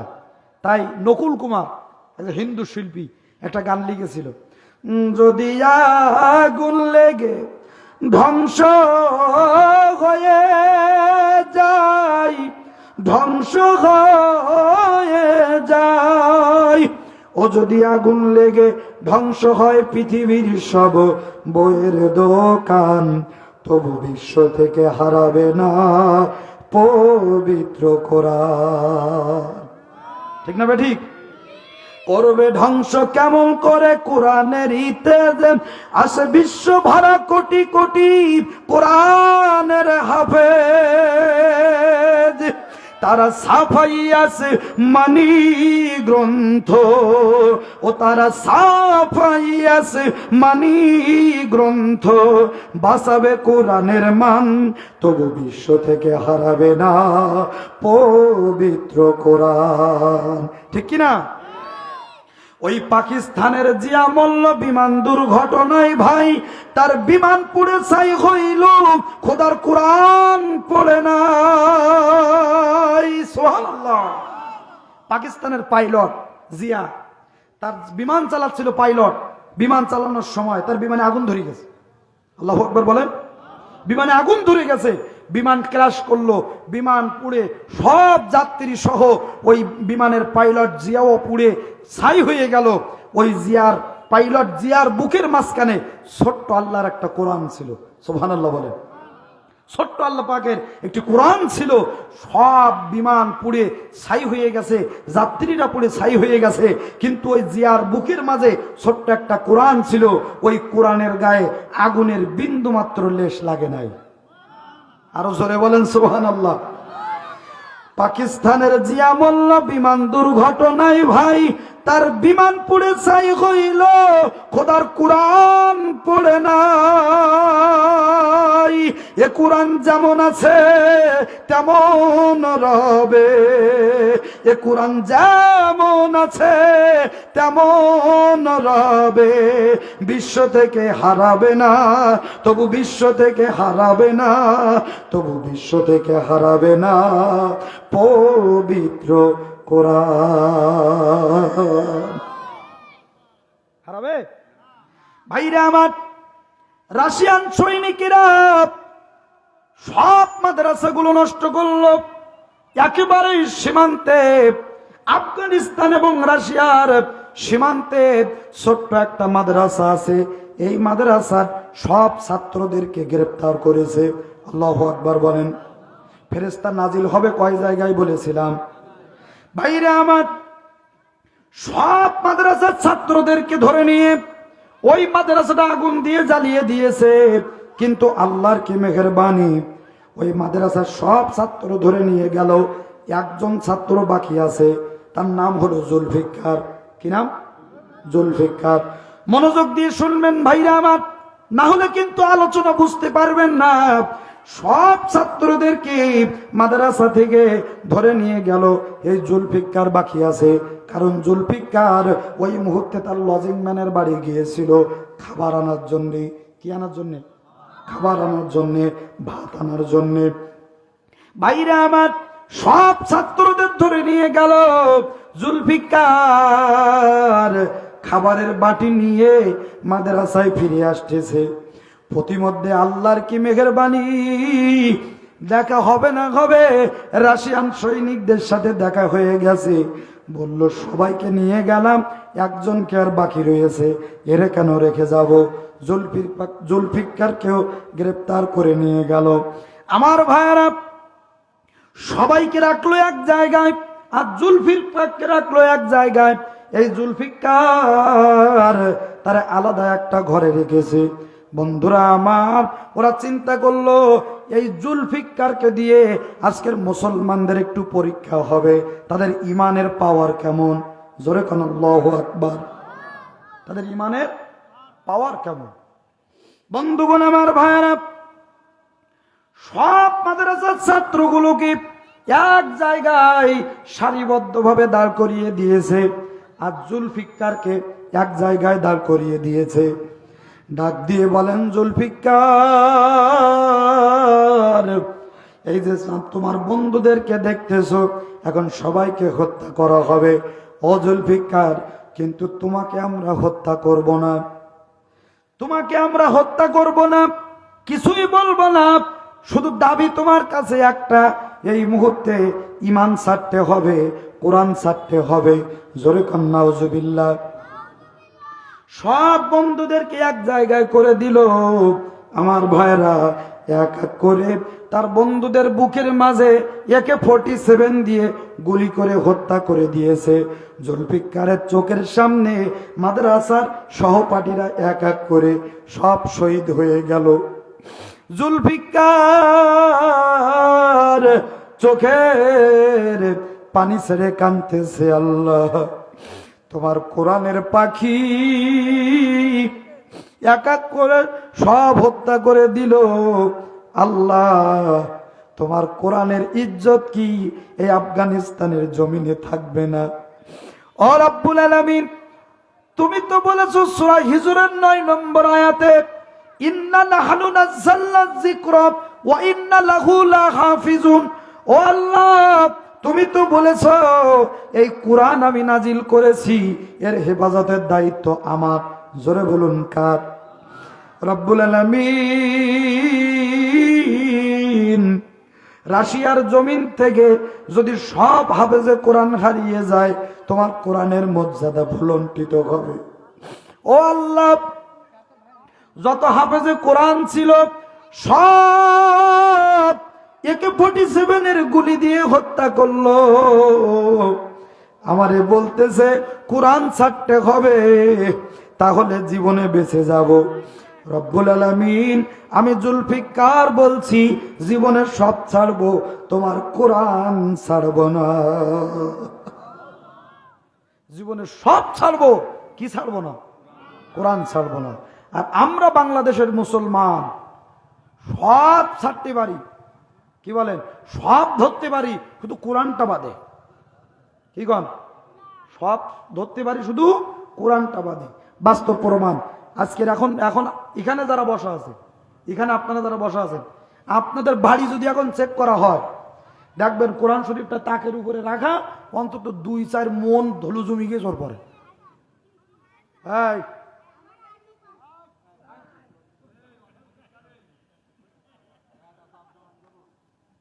আর একটা কথা হয় না জানো, ঠিক আছে ভাইরা আমার? এরকম আমাদের বাড়ি আছে না নেই? কোরআন শরীফের উপর 2-3 মন ধুলো জমি গেছে, তাহলে কত কাল যে খোলে না আল্লাহ ভালো জানে। আছে না নেই ভাইরা আমার, বন্ধুরা আমার? কিন্তু আল্লাহর কোরআন খুললে লাভ না লস? এক একটা হরফে 10 নেকি। সুবহানাল্লাহ বলুন। রাসূল বলেন, মৃত্যুর পরে এই কোরআন আপনার আমার জন্য দলিল হবে। কি হবে? দলিল হবে, আপনার আমার জন্য সুপারিশ করবে। সুবহানাল্লাহ বলুন। কোরআন ইনশাল্লাহ পড়তে পারবো তো? আল্লাহ শোনেন, যদি নাও পড়তে পারেন, বুঝলেন আমি কোরআন পড়তে পারি না, চেষ্টা করবেন। তবে পড়তে পারি না এই কথা বলে আপনি পার পাবেন না। কেন পার পাবেন না? কারণ আপনার আব্বাসের জমি জায়গা আছে, এখন আর একজন যদি ওই জমি জায়গা দখল করে, তখন আপনি কি বসে থাকবেন না? যে ও দলিলপত্র আমি পড়তে পারিনি, ও আমি কিছু বুঝিনি, ঝাপাড়াতে করে বুঝি, কি বসে থাকবেন মনে হয় বাড়ি নাকি? যে ও দলিলপত্র আমি পড়তে পারিনি, ও আমি কিছু বুঝিনি, ও লোক দখল করে নিতে নেয়নি কি যাক। এরকম কোনো পাগল দুনিয়ায় আছে? আরো জোরে বলে। কোন উকিলের কাছে গেলে, কোন আপনার মুহুরির কাছে গেলে জমি জায়গার কাগজপত্র ঠিক হবে যেন লোকে দখল করতে না পারে, তার মাথায় আমার ভাইরা শুধু ওই বুদ্ধি খেলে, ঠিক কিনা বলেন? আর কোরআনের বেলায় যে নিকাশ সাজো না, মরত এবার বুঝতে পারবা কতক্ষণ, ঠিক কিনা ভাইরা আমার? সময় আমার অল্প, আসেন সামনের দিকে যায়। জুলফিকার ডাক দিয়ে বলেন, আল্লাহ, সবাইকে হত্যা করলো, সবাইকে মেরে দিল। আল্লাহ, এই আফগানিস্তানের জমিনে আজকের তুমি তোমার কারিশমা দেখিয়ে দাও। ওরা আমার ঈমান ছাড়তে বলেছে, আল্লাহ আমি জুলফিকার জীবন দেব, ঈমান ছাড়বো না। আয় আল্লাহ তাআলা, সব ছাড়তে পারি, তোমার কোরআন ছাড়বো না। ও বন্ধুরা, রাশিয়ান সৈনিকেরা বলল, জুলফিকার এই মুহূর্তে কোরআন ছাড়ো, কোরআন ছাড়ো, ঈমান ছাড়ো, আমাদের দলে আসো, আমরা তোমাকে রাজপ্রাসাদে নিয়ে রাজকীয় খাবার দেব, আরামায়েশে থাকার ব্যবস্থা করব। জুলফিকার ডাক দিয়ে বলেন, রে রাশিয়ান সৈনিকেরা, তোদের সাথে কথা বলে সময় নষ্ট করব না। ঈমান যদি ছাড়তে হয়, তোদের এই সেনাবাহিনীর প্রধানকে রয়েছে, তোদের সেনাবাহিনীর প্রধানকে রয়েছে, আমি তার সাথে কথা বলবো, তার সাথে আমার চুক্তি হবে। জোরে কোন আল্লাহু আকবার। মুসলমান খেলে, চুনুপুটির সাথে খেলে না, কথা কন ঠিক কিনা? আরো জোরে বলেন ঠিক কিনা? কারণ কতজন কতভাবে চেষ্টা করলো, কতজন কতভাবে চেষ্টা করলো এই দেশের থেকে স্বৈরাচার তাড়ানোর জন্য, কিন্তু পারেনি। শেষবেশ লোহার কামারের সাথে লেগে গেছিল, ঠিক কিনা বলেন? আমার ভাইরা, জুলফিকার ডাক দিয়ে বলেন, রে রাশিয়ান সৈনিকেরা, তোদের সাথে আমি কথা বলতে চাই না। ঈমান যদি ছাড়তে হয়, তোদের সেনাবাহিনীর প্রধানকে আমার সামনে হাজির কর, তার সাথে কথা হবে। বন্ধুরা আমার, ছোট্ট জুলফিকারের বয়স মাত্র 8 বছর। ছোট্ট 8 বছরের জুলফিকারকে নিয়ে সেনাবাহিনীর প্রধানের কাছে নিয়ে যাওয়া হলো। বন্ধুরা আমার, সেনাবাহিনীর প্রধান বলছে, জুলফিকার বলো কি লাগবে, কি চাও তুমি, তোমারে তাই দেওয়া হবে, বিনিময়ে কোরআন ছাড়ো, ঈমান ছাড়ো। জুলফিকার বলছে, রে রাশিয়ান সেনাবাহিনীর প্রধান, শুনে রাখো, শুধু তোমাকে দেখার জন্য এসেছি। আর আমি ছোট্ট জুলফিকার এই সামান্য সৈনিকদের সামনে কথা বলে আমার ইজ্জত, আমার আল্লাহ কোরআনের সম্মান আমি খাটো করতে চাই না। তোমার সাথে ঘোষণা দিলাম, জীবন থাকতে আমি জুলফিকার, আমার জীবন যাবে, আল্লাহর কোরআন আমি ছাড়বো না। আর জোরে বলুন সুবহানাল্লাহ। বন্ধুগণ আমার ভাইরা, সেনাবাহিনীর প্রধান এই কথা শোনা মাত্র মাথা গরম হবে কি হবে না? পকেটে যদি রাইফেল থাকে, তার মাতব্বরি দেখে কেডা, ঠিক কিনা বলেন? ভাইরা আমার, অত্যাধুনিক অস্ত্র AK-47 আর বড় বড় কামান সব রাশিয়ান সৈন্যদের কাছে। সেনাবাহিনীর প্রধান ডাক দিয়ে বলে, ছোট্ট জুলফিকার, তুমি এখনো ছোট মানুষ, বন্দুকের গুলির ওজন বোঝো না, তুমি এখনো কামানের গুলির ওজন বোঝো না। ও জুলফিকার, তোমার বন্ধুদেরকে চোখের সামনে শহীদ হতে দেখেছো, তাদেরকে ব্রাশ দিয়ে মেরে দিয়েছি, তোমাকে মারতে আমার বন্দুকের শুধুমাত্র একটা গুলি খরচ হবে। ও জুলফিকার, শুধু তোমাকে সুযোগ দিতে চাই, তুমি ঈমান ছাড়ো, ঈমান ছাড়ো, আমাদের পথে চলে আসো, তোমার সব দায়ভার আমরা গ্রহণ করব। জুলফিকার ডাক দিয়ে বলেন, রে সেনাবাহিনীর প্রধান, জীবন থাকতে বলেছি, আমি এই কোরআন ছাড়বো না, ঈমান ছাড়বো না। বন্ধুরা আমার, জুলফিকারকে পাশের একটি ঘরে বন্দি রাখা হলো, আর বলা হলো, জুলফিকার, আগামী কালকে তোমাকে আমরা হত্যা করব, তোমাকে আমরা কামানের গুলি দিয়ে হত্যা করব। আমার ভাইয়েরা, পরের দিন জুলফিকারকে নিয়ে এমন এক জায়গায় দাঁড় করিয়েছে, ভাইরা আমার, একটা কামান যথেষ্ট, একটা AK-47 গুলি যথেষ্ট, কিন্তু এই জুলফিকার 8 বছরের জুলফিকারকে মারার জন্য, জুলফিকারকে মারার জন্য আমার ভাইরা অন্তত 20টা কামান তারা হাজির করেছে। ওই যে কামানের বড় গুলি বের হয় যে নলটা দিয়ে, তামাম নলগুলা এরকম চতুর্দিক থেকে একত্রিত করে গোল করে তৈরি করেছে, আর মাঝখানে ছোট্ট 8 বছরের জুলফিকারকে দাঁড় করিয়ে দিয়েছে। আল্লাহু আকবার। আর জোরে বলেন আল্লাহু আকবার। আপনার আমার যদি ওই রকম জায়গায় দাঁড় করিয়ে দিয়ে বলতে, হুজুর হুজুর আর ওয়াজ নসিহতের দরকার নেই, যা করেছেন অনেক, আর যদি ওয়াজ করেন তাহলে বলে কামানের গুলি দিয়ে একদম বুক ঝাঁঝরা করে দেবো। আমি বলতো, বাবারে চাচা, আপন প্রাণ বাসা, জীবনের ওয়াজ কর্ম শিখে ছেড়ে দাও। কথা বলেন না কেন? জোরে বলেন। নিজে বাঁচলে পাবেন না, ঠিক আছে, নিজে বাঁচলে পাবেন না। ওয়াজ জীবনে অনেক কথা হবে, আগে নিজের প্রাণ বাঁচাইনি, ঠিক কিনা? ভাইরা আমার, খুব মনোযোগ দিয়ে বুঝবেন।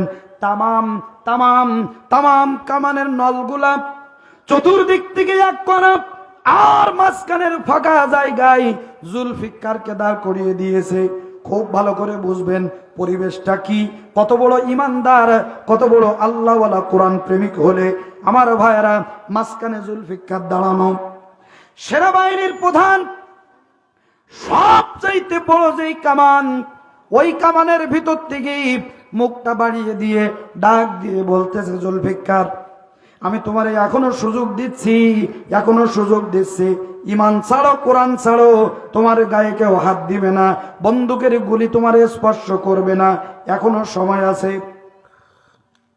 ভাইরা আমার, ছোট্ট জুলফিকার ওই কামানের গুলির মাঝখানে দাঁড়িয়ে, কামানের গুলির মাঝখানে দাঁড়িয়ে জুলফিকার ডাক দিয়ে বলেন, আসুক না যত বাধা, যত ঝড় সাইক্লোন, রাসূলের পথে মোরা চলবই, এ জীবন বাজি রেখে দিনের নিশান মোরা বাংলার আকাশে উড়াবো।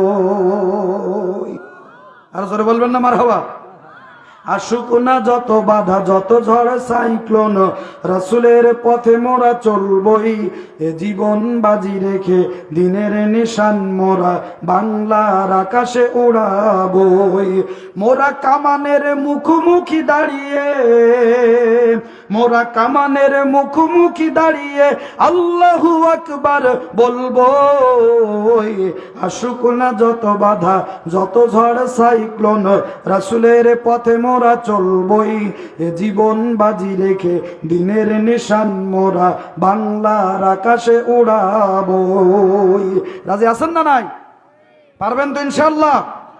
আমার ভাইরা, আমার বন্ধুরা, আজকের আমার এই ৫৬,০০০ বর্গ মাইলের সোনার বাংলাদেশ নিয়ে আজকের ভারতের ব্রাহ্মণ্যবাদীরা আমার এই সার্বভৌম স্বাধীন বাংলাদেশকে ব্রাহ্মণ্যবাদীদের আইন বাস্তবায়ন করার জন্য পায়তারি করতেছে। কতক্ষণ ঠিক কিনা? আরো জোরে কন ঠিক কিনা? ৫ তারিখের পরে আমরা তাদের বাড়ি ঘর, আমরা তাদের সম্পদ, আমরা তাদের ইজ্জতের পাহারাদার হলাম। আর সেই অমুসলিম ভাইরা ওই ইসকন নামে এক সংগঠন ষড়যন্ত্র করে চট্টগ্রাম কোট মসজিদের উপর হামলা করে মসজিদকে ভেঙে দিয়েছে। কথা বলেন না কেন? ইতিহাস ভুলে গেছেন নাই? অ্যাডভোকেট সাইফুল ইসলামকে আমার ভাইরা ডাইরেক্ট কোট চত্বরে হত্যা করেছে। আপনারা কোন ষড়যন্ত্র এই দেশে বাস্তবায়ন করতে চান? কোন ষড়যন্ত্র আপনারা এই দেশে বাস্তবায়ন করতে চান? মনে রাখবেন, এদেশের মুসলমানেরা ইমান এবং তাহাজ্জুদ তামাদ্দুনের জন্য, এদেশের মুসলমানেরা তাদের ইমান বজায় রাখার জন্য, কোরআনের আইন শাসন এই জমিনে বাস্তবায়নের জন্য, আল্লাহ রসুলের মদিনা সনদ এই জমিনে বাস্তবায়নের জন্য ১৯৫২ সালের ভাষা আন্দোলনে বুকের রক্ত ঢেলে দিয়েছে, কিন্তু নিজের মায়ের মুখের ভাষা ছাড়ে নাই, মায়ের মুখের ভাষাকে ছিনিয়ে এনেছে। ১৯৭১ সালে নিজের বুকের রক্ত দিয়ে পাক হানাদার বাহিনীর থেকে নিজের স্বাধীনতা ছিনিয়ে এনেছে, কিন্তু এই দেশের সার্বভৌমত্ব বলে নাই, নিজের ইমান বিক্রি করে নাই। ২৪ আগস্টের আন্দোলনে এই দেশের তাওহীদি ইমানদার তাহাজ্জুদ তামাদ্দুনের ছাত্র জনতা বুলেটের সামনে দাঁড়িয়ে, পুলিশের গুলের সামনে দাঁড়িয়ে শহীদ আবু সাঈদ বীরের মতো, খালিদ সাইফুল্লাহ ইউবির মতো বুক পেতে দিয়ে বুলেটের সামনে জীবন দিয়েছে, কিন্তু দেশ বিক্রি করে নয়। আগামী দিনে যদি কোনো বহিঃশত্রুরা এই দেশের উপরে বিষাক্ত থাবা ফেলতে চায়, ভারতের দালালেরা যদি আমার সার্বভৌমত্বকে নষ্ট করতে চায়, এদেশের তাওহীদি জনতা ঐক্যবদ্ধ ভাবে দাঁড়িয়ে ধর্ম বর্ণ ভুলে দিয়ে রাজপথে নেমে আর একবার বুকের রক্ত দেবে, কিন্তু কোন বাতিলের এজেন্ডা বাংলার জমিনে বাস্তবায়নের সুযোগ দেওয়া হবে না, হবে না, হবে না। কারা কারা রাজি আছেন? দুই হাত আল্লাহকে দেখা। আল্লাহ যেন কবুল করেন, বলেন আমিন। আর জোরে বলুন আমিন। ভাইরা আমার, বন্ধুরা আমার, জুলফিকার কোথায় দাঁড়ানো? কামানের মাঝখানে দাঁড়ানো। আমার ভাইরা, সেনাবাহিনীর প্রধান বলছে, জুলফিকার সময় আছে, এখনো ইমান ছাড়ো, কোরআন ছাড়ো। বন্ধুগণ আমার ভাইরা, জুলফিকার বলেন, ও সেনাবাহিনীর প্রধান, সব ছাড়তে পারি কিন্তু ইমান ছাড়বো না। ভাইরা আমার, বন্ধুরা আমার, সেনাবাহিনীর প্রধান ও বন্ধুরা আস্তে করে কামানের মুখটা বন্ধ করে দিয়ে ভেতরে চলে গেল। জুলফিকারের আর বুঝতে বাকি রইল না, এবার কামানের গুলি দিয়ে আমার বুকটা ঝাঁঝরা করে দেওয়া হবে, আমার বুকটা ছিন্ন ভিন্ন করে দেওয়া হবে। ছোট্ট 8 বছরের জুলফিকার, চতুর্দিক দিয়ে কামানের নল, কোন দিক দিয়ে একটা গুলি এসে ছোট্ট জুলফিকারকে উড়িয়ে নিয়ে যাবে জুলফিকার নিজেও জানে না। ও বন্ধুরা, ও মুসলমান দিনী ভাইরা আমার, দিলের কানটা লাগিয়ে শুনবেন পদ্মার অন্তরালের মায়েরা, ছোট্ট 8 বছরের জুলফিকার শুধু আল্লাহর নামে তাসবিহ করে। আল্লাহ তুমি বলেছো ইন্না নাহনু নাযালনা যিকরা ওয়া ইন্না লাহু লাহাফিজুন। আল্লাহ তোমার কোরআনের জন্য, তোমার কোরআনের জন্য আজকের কামানের গুলির সামনে দাঁড়িয়ে রয়েছি। আল্লাহ আমাকে যদি শহীদ করে দেয়, আজকের আমার রক্ত এই আফগানিস্তানের জমিনে পড়ে যেন এই আফগানিস্তানের জমিনে কোরআনের দুর্বার ঘাটিতে পরিণত হয়। কিন্তু রব্বুল আলামিন সব হাফেজে কোরআনকে হত্যা করে দিয়েছে, বাকি আছে আমি জুলফিকার। ও আল্লাহ তোমার কাছে ফরিয়াদ, তোমার কোরআন রক্ষার দায়িত্ব তোমার। আল্লাহ আমার জীবনের মায়া করি না, কিন্তু তোমার কোরআন রক্ষার দায়িত্ব তোমার। আল্লাহ যে পথে গেলে ভালো হয়, আল্লাহ সেই পথ তুমি আমাকে দেখিয়ে দাও। জোরে চিৎকার দিয়ে বলুন সুবহানাল্লাহ। জিকির করুন লা ইলাহা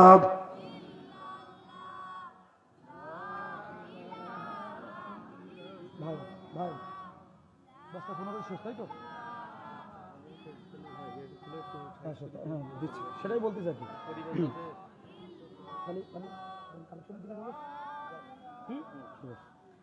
লা ইলাহা ইল্লাল্লাহ।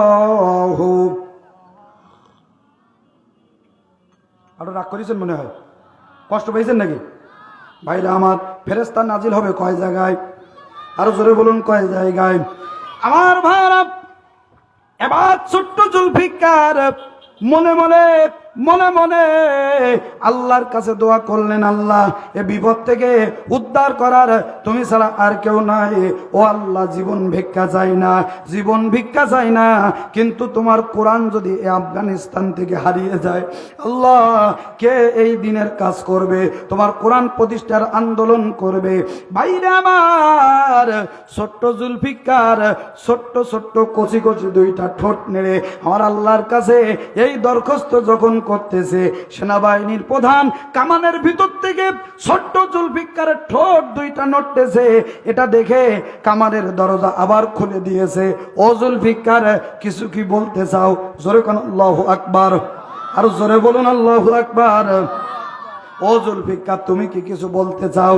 জুলফিকার ডাক দিয়ে বলেন, ও ও রাশিয়ার সেনাবাহিনীর প্রধান, সেনাপ্রধান, ছোট্ট একটা দাবি তোমার কাছে আছে। জোরে কোন আল্লাহু আকবার, আর জোরে বলুন আল্লাহু আকবার। মনে হয় প্রাণ ভিক্ষা চাবে নাকি? হ্যাঁ, ইমানদারেরা ফাঁসির দড়িতে ঝুলতে জানে, ইমানদারেরা হাসতে হাসতে ফাঁসির দড়িতে ঝোলে, কিন্তু বাতিলদের মতো কর্মীদের দেশে রেখে দিল্লি যে পালায় না। ঠিক কিনা? ঠিক কিনা?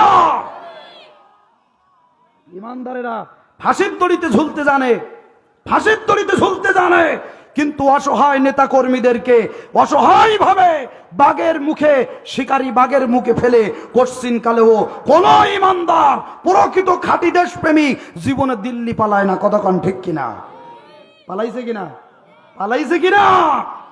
খুব লেকচার দিয়েছে আগে যে আমি পালাইনি, এর বেটি পালায় না, ওর বেটি পালায় না। এখন কনে গেছাও? হ্যাঁ, এখন পুলাই যাও কেন? 1-2 জন না, 350 জন একবারে ভুলাইছে। কজন? 350 জন একবারে পালাইছে। সবচেয়ে আশ্চর্য হচ্ছে কোন জায়গায় জানেন? যে এরা পালাইছে মেনে নিলাম, হয়তো কেউ ইউনিয়ন পরিষদের চাল চোর, গম চোর, আটা চোর, তেল চোর, এই চোরের জাতেরা এই জন্য চুরি করিয়েছে, এই জন্য পালাইছে। কিন্তু অবাক হয়েছে কোন জায়গায় জানেন? এরা সবাই পালিয়ে গেল, কিছুদিন পরে জানতে পারলাম যে জাতীয় মসজিদ বাইতুল মোকাররমের হুজুর বলেই শুনেননি মনে হয়? জাতীয় মসজিদের ইমাম, কি ইমাম পালাইছে।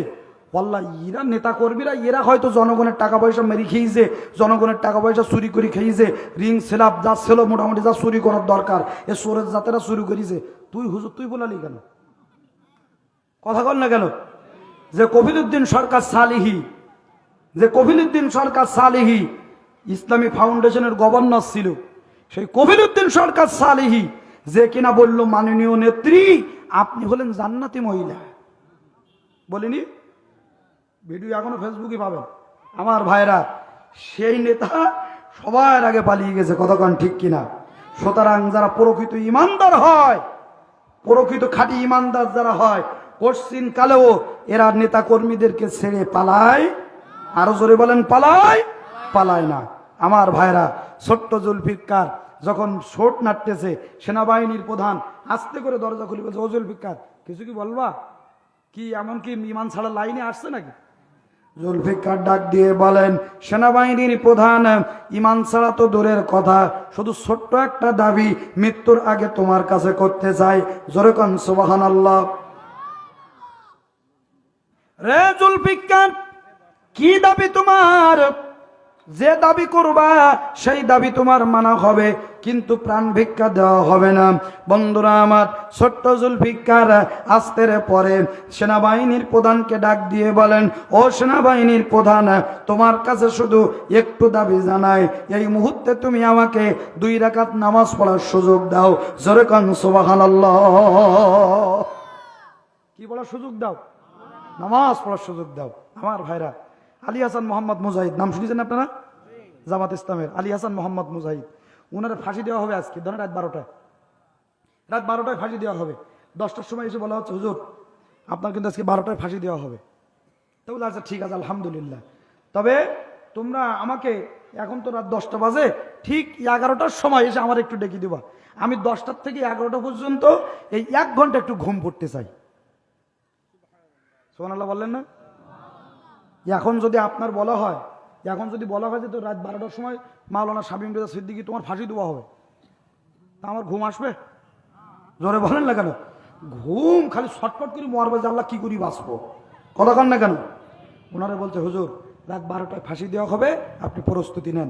উনি বলছেন আমি 1 ঘন্টার জন্য একটু ঘুমাতে চাই, 11টার সময় এসে তোমরা আমাকে ডেকে দিও। আল্লাহু আকবার বলেন।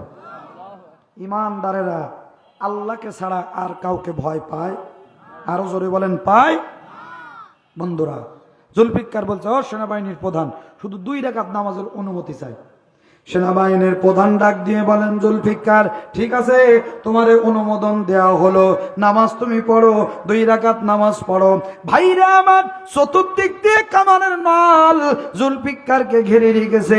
এই মুহূর্তে এই বুঝি কামানের গুলি এসে ছোট্ট জুলফিকারকে উড়িয়ে নিয়ে যায়, কামানের গুলি তার বুক ছিদ্র করে দেয়। ভাইরা আমার, ছোট্ট জুলফিকার আল্লাহু আকবার বলে জীবন মৃত্যুর সন্ধিক্ষণে দাঁড়িয়ে 2 রাকাত নামাজ আদায় করতেছে। আল্লাহু আকবার বলে দাঁড়িয়ে গেছে নামাজে। ও মুসলমানেরা, চিন্তা করে দেখেন, জীবন মৃত্যুর সন্ধিক্ষণে দাঁড়িয়ে 8 বছরের হাফেজে কোরআন জুলফিকার নামাজ ছাড়ে নাই, আর মুসলমানেরা সুস্থ শরীরে আল্লাহর ঘরে যেতে চায় না। আছে না নেই? আপনাকে রুবাসপুরের লোক সবাই আল্লাহওয়ালা, এরা সবাই 5 ওয়াক্ত নামাজ পড়ে, বলেন আলহামদুলিল্লাহ। এ জায়গায় বেনামাজি লোক নেই? হ্যাঁ আছে? ভাইরা আমার শোনেন, দিলের কানটা লাগিয়ে শুনবেন। ছোট্ট জুলফিকার 2 রাকাত নামাজে দাঁড়িয়েছে, 1 রাকাত নামাজ শেষ হয়ে গেছে। ও বন্ধুরা, 2য় রাকাত নামাজ শেষ, রুকু হলো, সেজদা দিল, সালাম ফিরিয়েছে ডান দিকে, সালাম ফিরিয়েছে বাম দিকে, 2 খানা কচি হাত আমার আল্লাহর দরবারে উঠিয়ে দিয়েছে। রব্বুল আলামিন, তোমার কাছে শুধু একটা দাবি করি, ও আসমানের মালিক, ও জমিনের মালিক, এই রাশিয়ার জমিনে আমার সব সহপাঠীদেরকে বন্দুকের গুলি দিয়ে হত্যা করা হয়েছে আমার সামনে। আল্লাহ গো, এই মুহূর্তে আমারে কামানের গুলি দিয়ে ঘেরোয়া করে রাখা হয়েছে, কিছুক্ষণ বাদে একটা বুলেট এসে আমার বুকটা ঝাঁঝরা করে দেবে। আল্লাহ, জীবনের মায়া করে না মাওলা, কিন্তু তোমার কাছে ছোট্ট একটা দাবি আমি জানাতে চাই। জোরে কান আল্লাহু আকবার। ও রব্বুল আলামিন, ছোট্ট একটা দাবি তোমার কাছে করতে চাই। ও মাওলা, এই দাবি তুমি রাখবা কিনা? আল্লাহ রে, আমি জুলফিকার, ছোট্ট 8 বছরের জুলফিকার, তোমার কোরআন আমার বুকে ধারণ করা। মালিক রে, এদিকে এদিকে কামানের গুলি আমার বুক বরাবর তাক করা। ও মালিক, তোমার কাছে শুধু একটা দাবি জানাবো, আজকের এই দাবি জুলফিকারের দাবি ফেরাইলে হবে না। জোরে কোন আল্লাহু আকবার, আরো জোরে বলুন আল্লাহু আকবার। ও বন্ধুরা, আল্লাহ পাক এই জুলফিকার কি দাবি আমার আল্লাহর কাছে জানাইছে, কি দাবি করেছিল শুনতে চান কি চান না?